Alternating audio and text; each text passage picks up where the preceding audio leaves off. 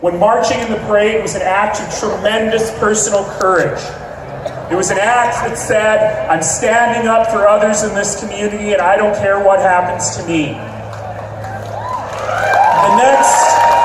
The next year, as mayor, I got to be the first mayor to march in the parade as the Grand Marshal.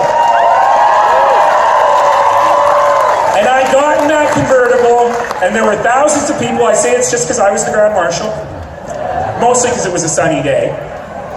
There were thousands and thousands of people, and I stood up on the stage at the end of that parade, and I said what I'm going to say again today.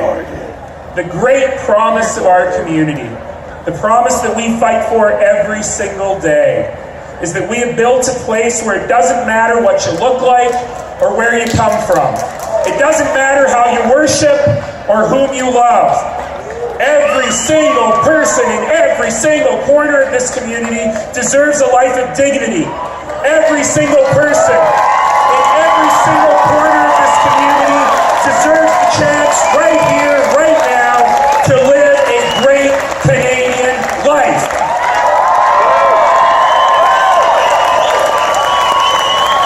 And on a day like today, a day of such joy, a day of such excitement, a day of music and parades and color and fashion, it must be exhausting to live this life all the time. But on a day like today, we have to remember something. We have to remember that this incredible community that we've built is also a very fragile community. We have to remember that we live in a time where voices of anger and bitterness are growing louder and louder and louder. They are integrating themselves in voices of hatred and intolerance, louder and louder and louder.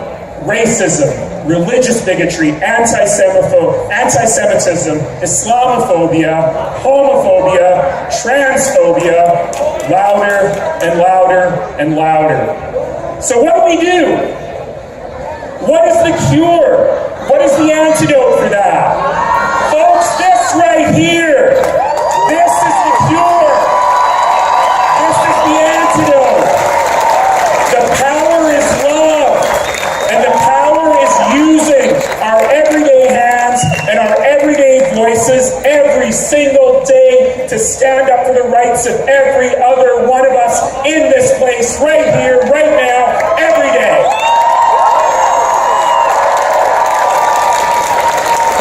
It's become very fashionable to talk about those of us who speak for kindness and compassion and mercy and love as somehow weak. They call us snowflakes. Never, never, never, never make that mistake. Never mistake kindness and compassion and mercy and love for weakness. It is strength beyond the imagining of the small-minded and of the intolerant. And it's not just about politicians. We can stand up here and make speeches and stand up for the dignity of people every single day. We have to do it. And yes, we have to stand up against politicians who flirt with the small-minded and the intolerant for short-term political gain. We have to tell them that's not acceptable.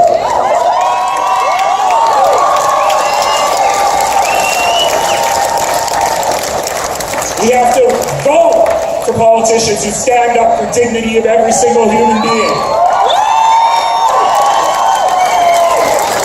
But it's not about politicians. It's about every one of us. Every single one of us with our everyday hands, our everyday hearts, and our everyday voices making extraordinary change every day. So folks, if we are snowflakes, bring on the blizzard.